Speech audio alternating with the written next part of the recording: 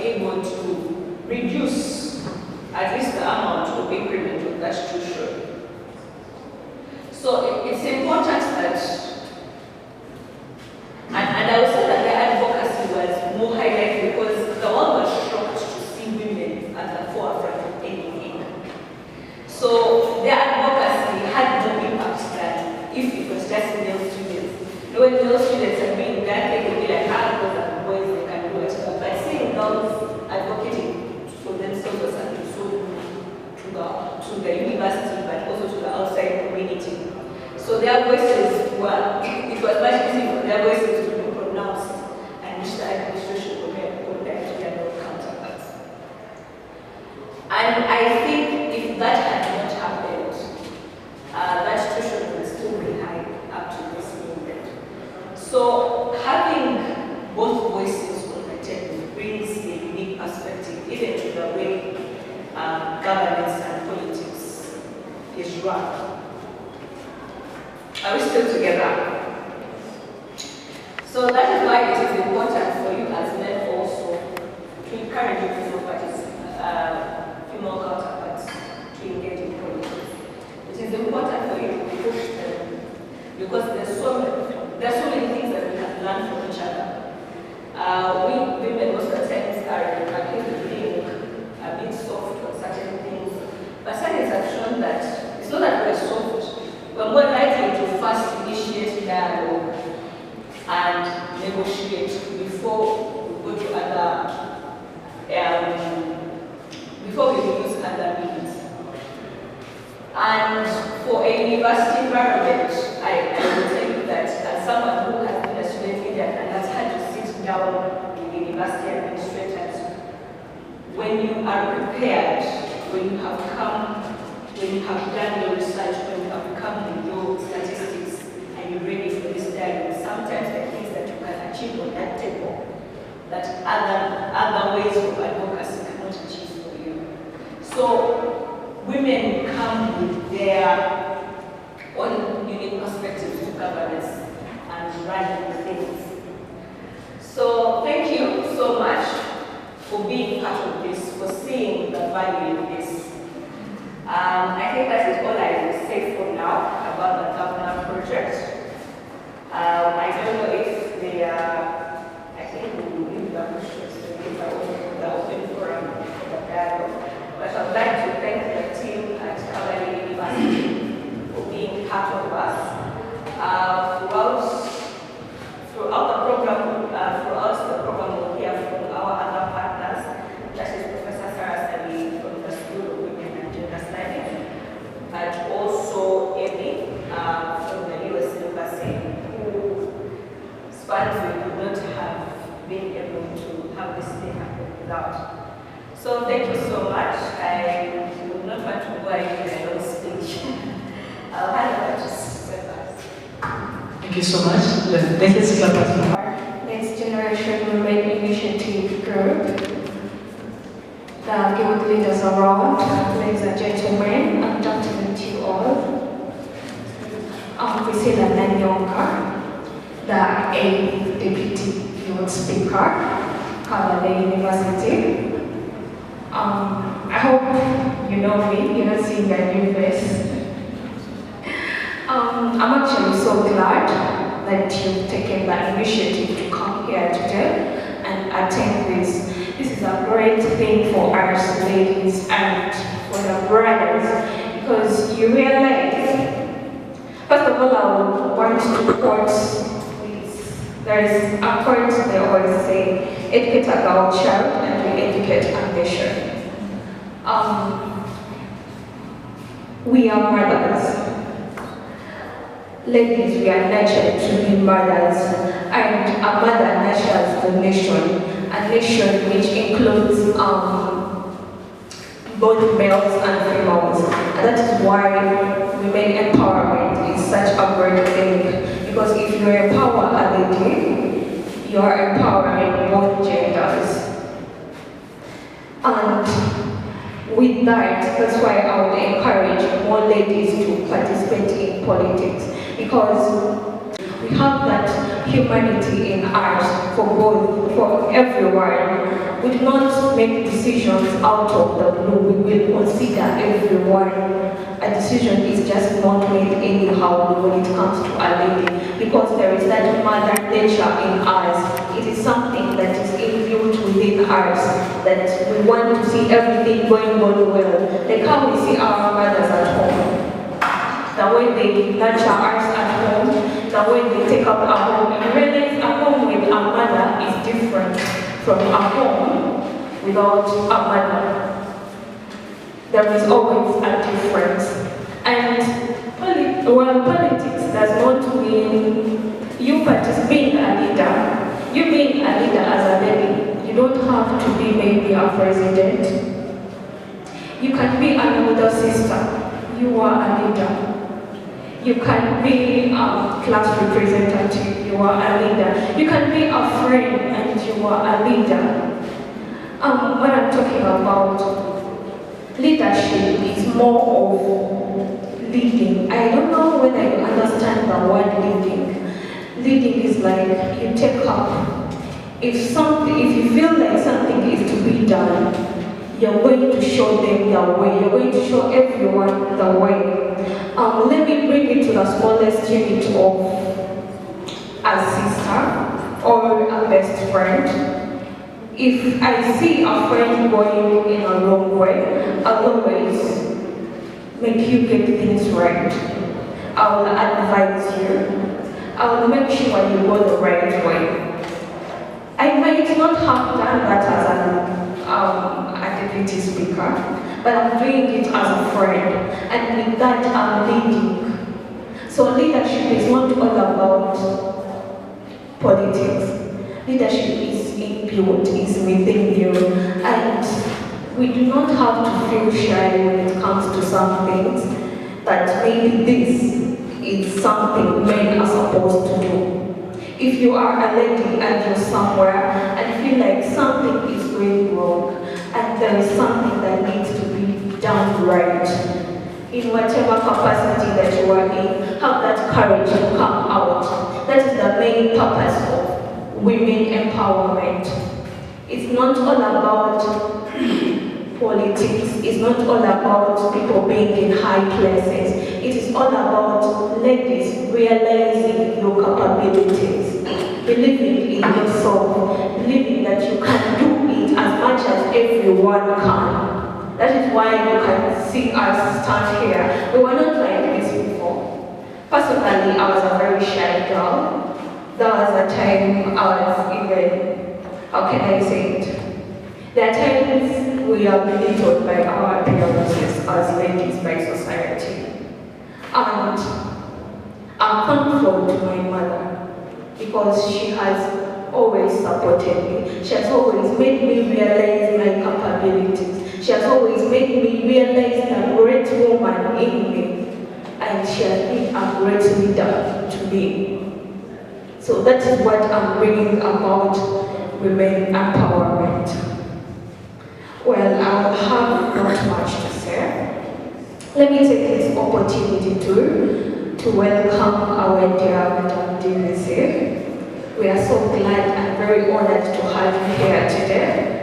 And you're really a good example to me. You inspire me a lot, and I'm sure with what you're going to say, our ladies here and brothers are going to really pick so much over them. And I would like to thank the Next Generation Women Initiative Group. Thank you so much for bringing this up, because I'm sure with everywhere you're going to go, a lot of ladies are going to pick up from where they are, because in most cases it needs just one statement. And the last thing I would like to put on before I leave is, let's always be kind. Kindness is the way to everything. Your kind word might be the get opener to someone's greatness. You telling someone, oh, you look beautiful today.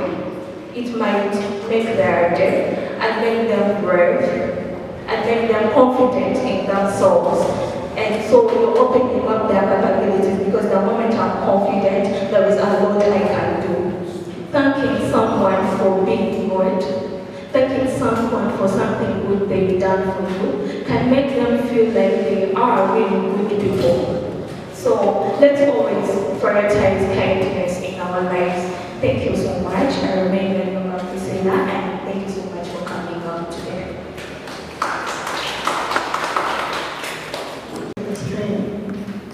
I also thank you all for making the time to come this afternoon.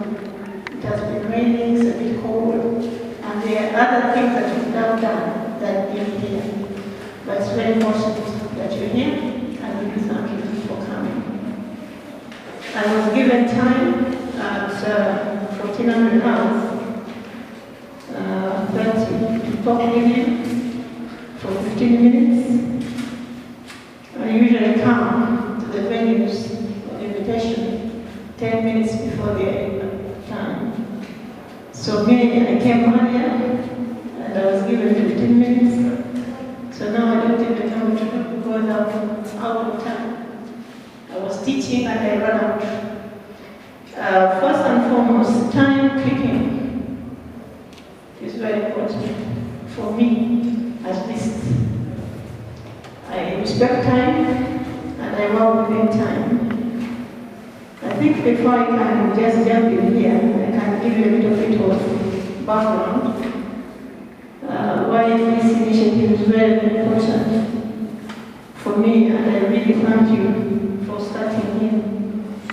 In July this year, I was in Kabale University talking to women leaders in higher education. I was talking to women who are professors, vice chancellors, deputy vice chancellors, and the likes. But for me, you're my favorites because you need to inherit these positions that we have. We are very few women in leadership, particularly in higher education. Right now in Uganda, we have one female vice chancellor for a public university, and that is Professor Joy Kwesiga. And on the 25th of this month, we shall also be having another vice chancellor of a public university at Kabale University. So we are very few out there, if you know what I mean. I think there are 3 deputy vice chancellors in Uganda public universities. Other universities are there, but at least I need focus on the public universities. And why I'm very happy, even if I'm teaching, to be here, because you people are the ones who are going to take over from us. So it's very important that you get interested in guild politics. I was a guild leader many years ago. I graduated with my first degree in 1997. I'm a mother to many of you, I'm sure. How many of you are born 97? None of them? You, only you. Okay, and you. So many of you are my babies. If I was very serious with those things, I would have had some of them. Standing, there are some few things that I did as a guild leader. I was very ambitious, and I wanted to know and do much work to do with student welfare. I went to Nottingham University in the United Kingdom, and like my daughter here was saying, that even the girls themselves were asking, you are black, how would you stand for guild leadership? And I told them, as long as I can breathe, I will stand. I stood, I never had any money, and when management realized that I was very serious with the campaigning and getting votes, they funded me in the last hour. But before, they had said, go your own. So I never had any money, and everybody was discouraging me and telling me, you are black. You are campaigning in a university of about 98% white people, and you want to get votes. And here I went ahead without money, convincing people, talking to them about their issues, and I was elected, and I served. So, what my daughter here was talking about, that some people are going to discourage you. but you also need to know what you need to do. You need to be there and you need to understand. Now, just a quick snapshot of my small or short journey. I finished university much earlier than most people. I became a head of department at 21. I was a director at 27 in the United Kingdom. When I came to Uganda, I was 33. I was appointed a director of human resource. And 2 years in, I was appointed a deputy vice chancellor of finance and administration at Uganda Christian University. I served 7 years. And when I came to Kabale, I became a deputy vice chancellor at 44. So what am I saying? That you need to be clear and serious. These give leadership positions and aspirations are not just mere show. They build you for character and they teach you how to aspire or to progress and be something. When I was interviewing for this particular position, people were asking me if I was really married. Yes, I am really married. With 2 children, I've made 19 years in marriage. Next year will be 20. So there are many things that they will try to say to you that you can't be a woman and achieve other things. You can work hard in school, I did. You can work hard in projects and not compromise your standards and integrity. Some of you are very beautiful girls I can see and I'm admiring you. I can just imagine. Very, very beautiful. But the beauty will fade. But your education and your integrity will stand still. So as you aspire for these positions, and those of you who are fearing to be in senior positions, I'm encouraging you to please be involved. Some students, men, young men, you have somebody you would like to be, or you have seen and you want to be like them. Do we have any person that you would like to be? Yes, sir? Who? Sorry? Okay, what would you like about him, or what would you like about him? He started from the background and right now is a man. Okay, so humble background and now is the richest. Is his role model? Anybody? The president is his role model. Ladies, do you have any person that you look up to? Yes, honey. My family, but he grew wanting to become a leader. He helped a lot of girls. She helped a lot of girls. She opened up opportunities for them to go abroad, going on different occasions, modeling, learning many things, and now she's the incoming LP for Kano district. Okay.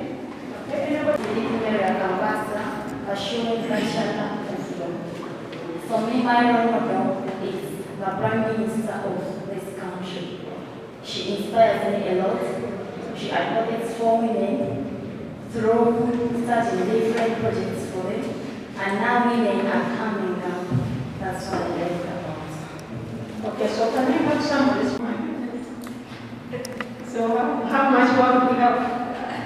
We seem to be having much work, yes? We have much work. Though I'm not a girl, but I'll talk about Nambasa Shamil, the girl president, the 87th or 6th girl president of Kabale University, and the current girl president of MAS, who is Daisy. The way they managed to win those elections, they were too competitive, contesting with men. For example, the recent one of Daisy, she was contesting against someone contesting against no, and we know what no means now, most especially the youth, and she managed to win him. So basically, I think they will inspire ladies. So thank you. When I was a student, many years ago, like I said, I also needed to look up somebody. Some of the life skills perhaps I can give you. Even when when I was a student, I used to have a board in my student hall or my bedroom, and I would write things I would like to achieve, me as a person, and what I would also contribute to other students' bodies. So as you don't just come and go as you came, okay? There are issues that you students know that for us management cannot know or cannot do. So we will think much more on the students, particularly the ladies. There are things that you know in being professors. So now if they are professors and managers and they're having challenges, now you, who is not into that room to contribute to making a decision, your challenges will remain your challenges. And for all these other generations. So student leadership is an integral part of higher education, shaping the experiences and skills both for leaders and the peers. So when you are a student at the university, leadership, you should not run out from leadership because we are preparing you to take on leadership in whichever sphere you want to go into, whether it's education, whether it is in law, whether it's in whatever. So higher education, that's why you have come. We are trying to mold you to go and make a difference in society. So some of you come and say, you know what, Annie, for us we just came to study. I want to remind you that being a leader is part of your higher education training. Are we understanding each other? So you thinking away and saying, no, for me I didn't come here to be a leader. You need to be encouraged. Student leaders are a critical part of innovation and inclusivity and growth. As we are trying to make sure that you are training in your particular skills or area of competence or studies, we want you to move on and use those skills. Like my daughter here, she's talking about being a lawyer. When you are drafting or looking at these laws that are governing students, do you read them, even if you are not a leader? Do you read them and say, these laws and rules and procedures, are they correct?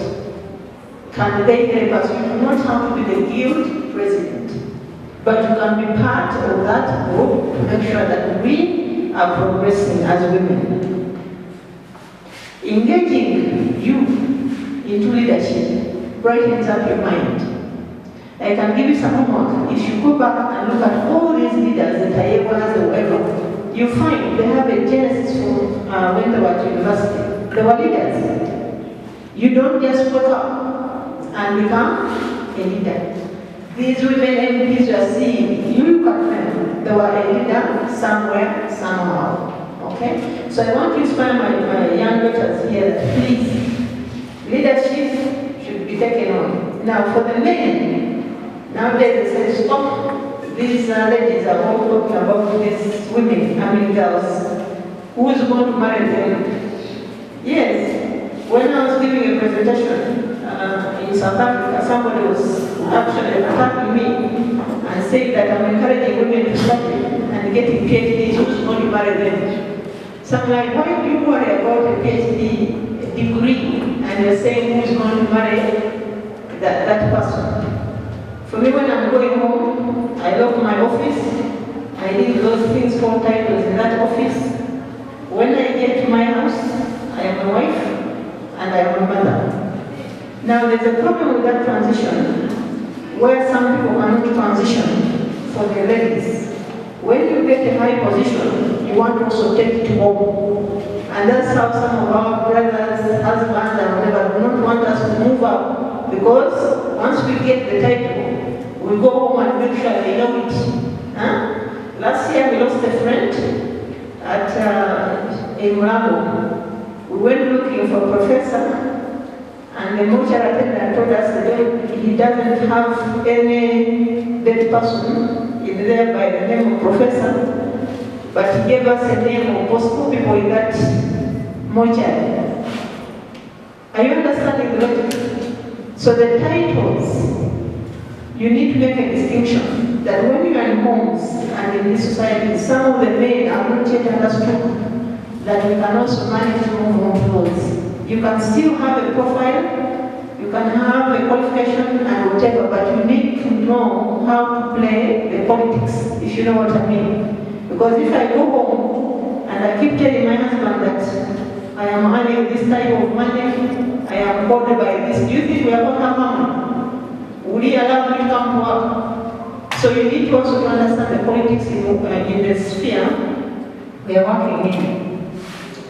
There are some issues that some students, when I was speaking to them, and some leaders were telling me the reasons why young ladies do not want to take up leadership is because they don't have role models. They don't have somebody they can say, the way this person handles leadership is the way I would want to do it. They keep seeing controversies, they keep seeing problems, so people do not aspire to be leaders because they fail to find people who are really role models. Because today, you are seeing Anna like this, the next time you are seeing me in another style. So they are failing to see people who have consistency in their approach. They see today as up there, the next time they see there's another problem. So people are complaining about that issue. Then they spoke about it, tokenism in the policies, where they say if a student leader guild is a male, the next one will be female. Those are tokenism. So some people go in there and like, since the policy says I must be there, I'm there, and they don't make much use.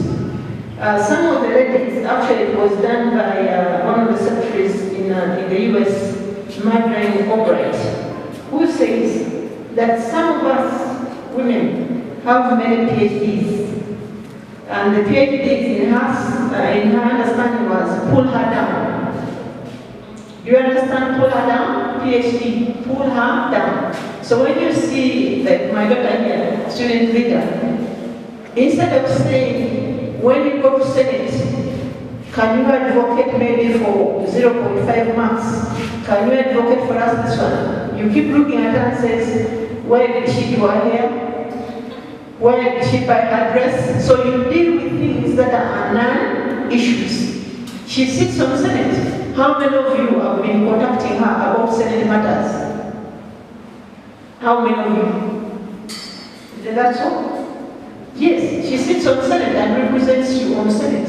But how many of you ladies have been sending her messages to do with Senate, to do with the examination? You just look at her and say, I don't like the way she looks. But that's not the point. We need ambassadors in those places to help us. Then we have, like she said, we are entering a male-dominated sphere, leaders. Like I said, sometimes even people ask me whether I'm really married. Why is it important that I'm really married? And someone actually asked, I really want to see how Mr. Mbewengye looks like. How does he talk to you? Does he ask you for a cup of tea? But why should you worry?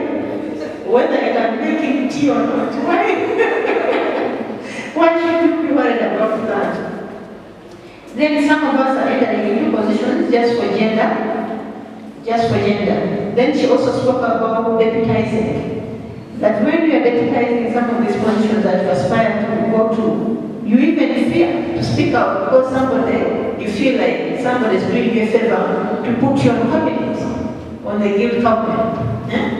You feel like somebody is doing me a favor. So whenever you contribute, you are also not being recognized. So we have some barriers, like we say, gender disparities. Some of you, or some of us, want to go for those roles that are ordinary for women. Also stereotypes. Like I said, some societies are not yet understood that you are a lady and you can do something. Last year I attended a meeting of vice chancellors and deputy vice chancellors, and unfortunately for my size, you may not convince people that I can do the work. So as the meeting was about to start, some people, and I was not feeling very well, but the project was due. So I went to this Makanga hospital. They tested me, I had COVID. They would not allow me out. The project was due, the report. So I could not call the people telling them, the funder, that I'm having COVID. So I asked the gentleman there who had admitted me, please allow me. Yes, put my car and pick my laptop, and I sat under a tree for 3 hours. I feel there are some of us who go and do leadership and you don't have a family, you don't have friends, you don't have anything like that because you are a leader. We had a bad experience in the UK where Margaret Thatcher decided that she would be a man because the men were respecting her in that way. It was written, I remember, I didn't see her, that she even started smoking cigars to fit into the men's what circles. You can imagine a woman smoking a pipe or a cigar and wearing trousers or jackets to make sure you are fitting into the male domination. It is wrong. We are beautifully and wonderfully made. So we should go in those spheres with our beauty and our brains. You don't have to be a man to be a student leader, a university leader, a guild leader. We can still go with our assets and do well as we go on. Emotional intelligence. This one, ladies will score very low. When you anoint, you make sure everybody knows it, even the gate man. You are coming in, you anoint her, but from the gates to here, you make sure people know that you anoint, but you're not anointing everybody, are you? So we have a problem of emotional intelligence. You look it up. What does it mean? I don't have to be best friends to work with her. But if I have a project to work with her, I have to work with her and finish a thing and then you move. The last one, be a change agent. Help us. You who are younger, for us we are old. You come up when you're better than us. Some ladies I speak to say, were saying that when they were growing up, even greeting the visitors was a problem. You are not allowed to have greet visitors behind curtains. You cannot come to the fore. If something is happening, it's the voice. So now for us here, we are saying, we want you to aspire to enter student leadership. This is a training ground, and when you come to positions like the ones that we have, you'll be better equipped, your emotional intelligence will be looked after, you'll be able to serve humankind, and once a woman is responsible, a lady is going to be responsible everywhere else. But my sons, they keep saying that I'm ever equipping women to be very tough. But you also, you can help them, because at the end of the day, you are the ones who are going to marry my daughters. I also want you to work hard. When you see these ladies, the ladies, when they come to work, they'll come to work with you, not to sleep with you, because some of you are failing to understand the distinction. When you have friends who are female, you cannot distinguish that you have to contribute and work. You just think that if you have a friend who's female, definitely they must be your friend in extra terms, if you know what I mean. But you can work with these ladies, they can help you, and you can help each other. There are things that men do better, and there are things, it has been proven. There are some things that we do better, and there are some things that men do better. That's why we have both. You need to have both women and both men. For example, for me, when it comes to the university, I look at policies and I look at, can these policies help 70% plus of the user? But I don't think men do that one. Because men look at it and I'm asking myself, with the women, with the people, this policy is drafted for benefit. That is what I do in the box. But I don't think other men, because of the change, what she was talking about, the nature, the mother instincts come in and say, will this be fair to all concerned? I think it's the Rotary, whatever. Will it be fair? Will it be fair to all concerned? Yes. Will it be fair to all concerned? So that's why I'm urging the young ladies here, that student leadership, you should not frown. You should not run away from it. It is very important. I urge you to be interested in it. For us at the university, we shall support you. We shall help you. Some of you are not known as to be role models, but with time you will know that we are able to help you, and you can access us as much as you can. If you need help, for us we shall be able to help. Fortunately, we do have the Vice Chancellor whose office is open door. You can walk in and explain. My office is also open, but even for the boys, mind, not just girls. You come for a bit of mentoring, explaining to you, my office will be open, because at the end of the day, these boys are the ones who want to marry my daughters. And if they are not working, and they are not good, and for me I've got a princess, like this one, and then I bring that one who has not been inherited. What? Yeah, that's very wonderful that we have done something. But I'm going to requesting you to help us cut a cake. We have prepared a cake as a surprise for the team that we are collaborating with in organizing. Yes. This is the first of their project. It's the first time they're doing this, and they have been moving around the country. And being the first time they're doing it, sometimes beginnings are small. But the Bible says, do not despise the day of humble beginnings. Yes, mustard seed. A mustard seed can grow. Yeah, so we know it is small, we know the audience is small as well. But we wanted that the day you come to Kabale University will be memorable for you. And that, yeah, you remember it. So we're going to do two things. We're going to cut the cake. Then we are also going to take a group photo so that Madam DVC at later, if she would like to, you're very welcome to stay with us. Yes. But yeah, she has to go. And by the way, we are very sorry for beginning late once again. Thank you for understanding and bearing with us as a mother. And indeed, we are learning. Have you feel that? Yes, we learned. And yeah, so we are requesting. Okay, clap. Thank you so much. Yeah, so we're going to have a pic. We shall give the cake later. Yes. Yeah. Everyone can clap. Yes, but those ones that are dressed like this. By her presentation. And I request us to be taking some notes. In case you have any questions, you're going to have an opportunity to ask them at a later time. Yeah? If you have any questions, you're going to be asking them.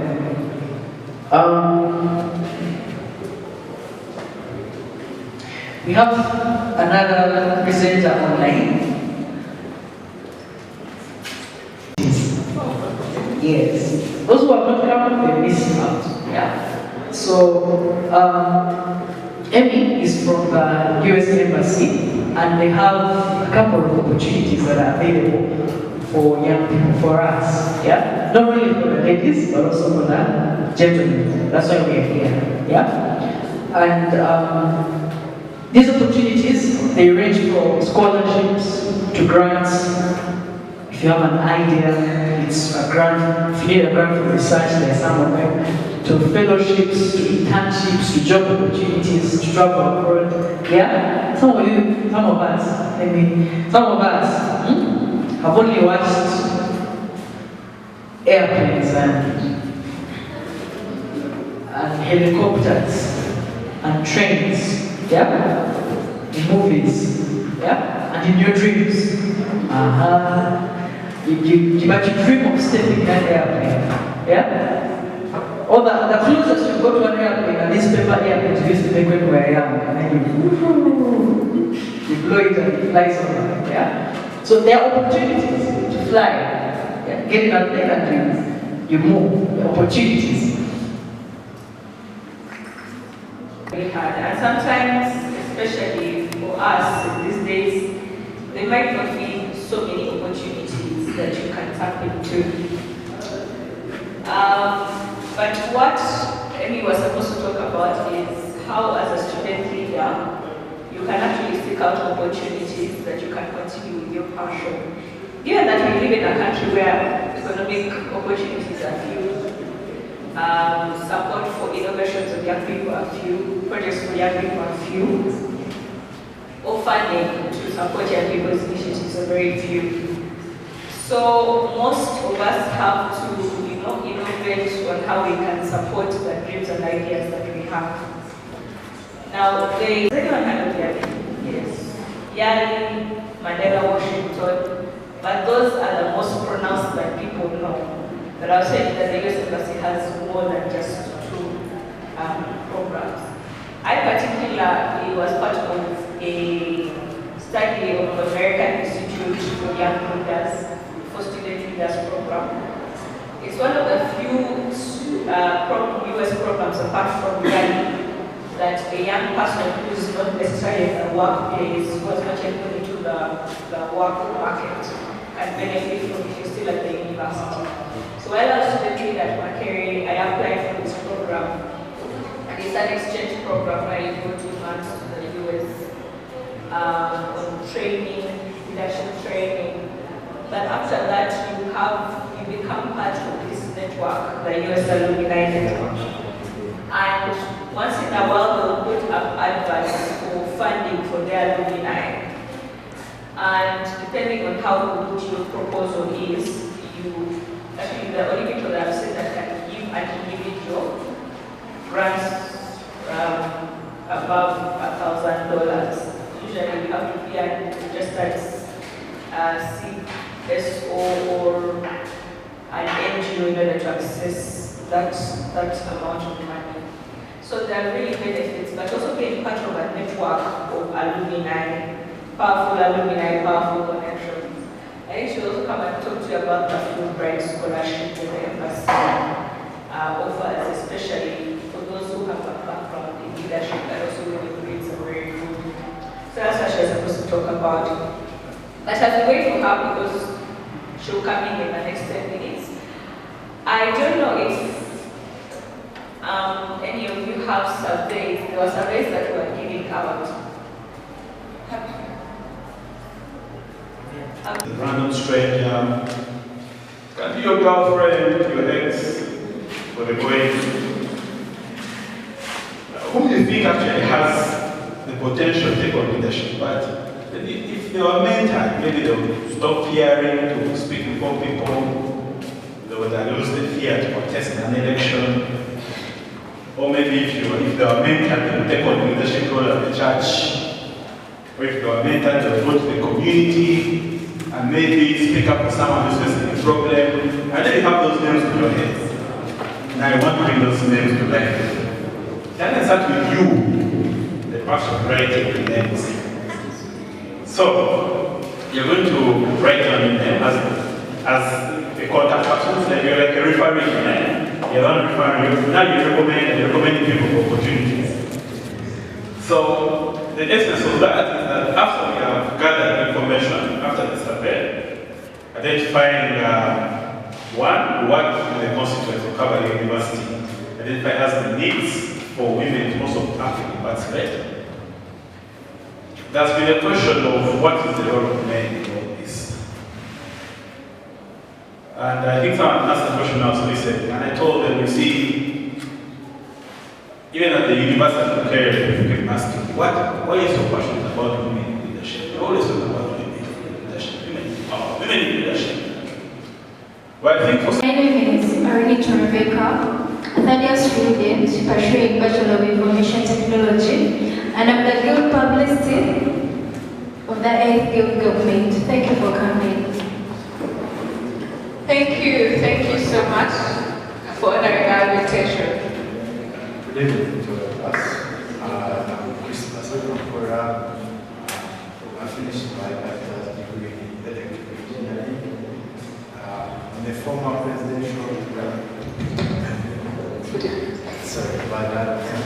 Once again, I'm Chris Basakopora. I finished my bachelor's degree in electrical engineering. The former presidential advisor of the 8th Guild Government. Thank you. Thank you, Chris Bass. Good evening, ladies and gentlemen. I'm Kedres Blessed Soki. As of now, I'm the outgoing Minister of Education and Students Representative to Senate. Other titles got constant. Okay. You say Kedres? Kedres. Judges. Once again, Priscilla Nanyonka, the Deputy Youth Speaker. Thank you, Priscilla. Good evening, everyone. My name is Tumwe Kwasi Amsu. I'm the outgoing Minister of Gender, and actually I'm the one who is hosting you. Thank you. Thank you so much, Amson, for hosting us. Thank you for your partnership. Amson has really been an instrumental in making sure that this event is a success. And before we go to I want to assure you we have prepared something good. Feel at home, be patient, we are going to serve you lots of good things we have here. a round of applause for Amson for all the preparations that he has done for us.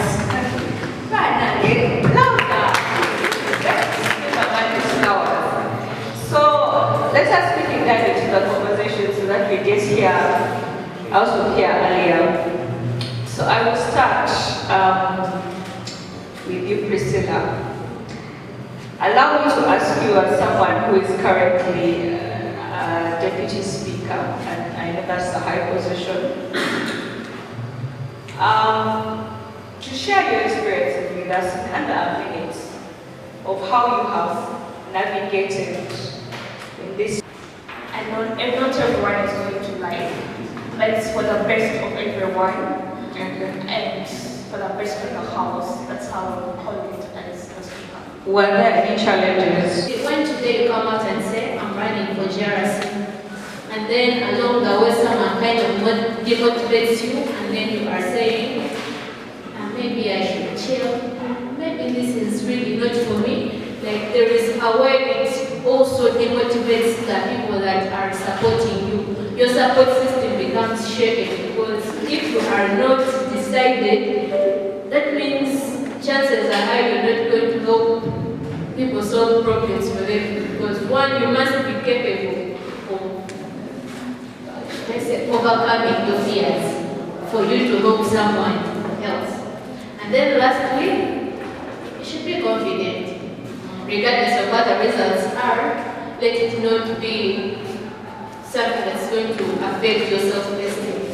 The mere fact that you got out, stood out of the very many people, means you know your worth. So regardless of what comes out, there are ups and downs, sometimes you will fail, but even when you fail, trust me, someone who was going to notice you, even amidst your failure, will have noticed you.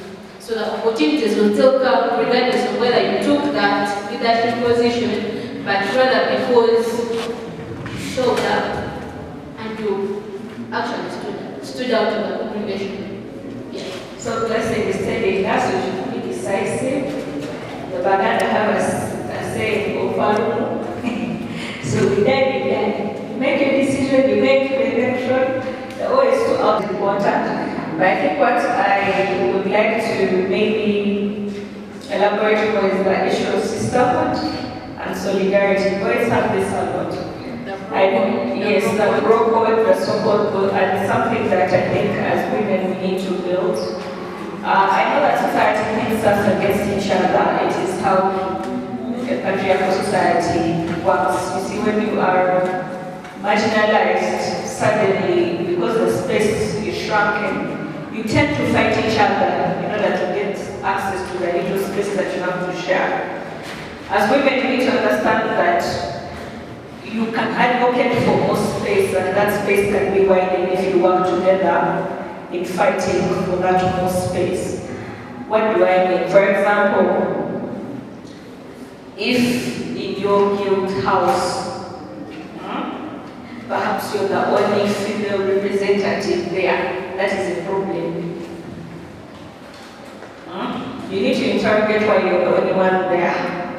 How most women react is that because she's the only one there, she'll want to be the only one there. Because she has internalized the idea that there's only one spot in that GRC house, for example, for a woman. And if I have another person, most likely they'll kick me out. to replace me with that other person. And we see that in workplaces, in different institutions, because there's already little space, she struggled to get there, so she fears to lose that spot to another woman. At first she was very scared, thinking, should be like, other opponents, are they men? I'd be like, yeah. But for you just come out, don't just say it. She's there, she can testify. So I've helped in strengthening the solidarity by making different ladies engage in different activities, even though they are small groups, so that they become leaders of those small groups. And have you watched women as women? Yeah, when groups discussing different aspects of life, they have always given me the feedback, which has been positive. They are liking each and everything that is taking place, and they are ready to become the best leaders of this generation. We hope that from those small groupings, more and more female leaders can come to ask you questions and engage with you. As another champion and someone who is passionate about participation of women in politics, what are some of the things that you have done through your leadership as gender minister to make sure that more women are included in the political process? In that question, I've advocated for any opportunities that come across that is aiming promoting that child, or that is aiming at enhancing that child participate in politics or any opportunities. If at all any chance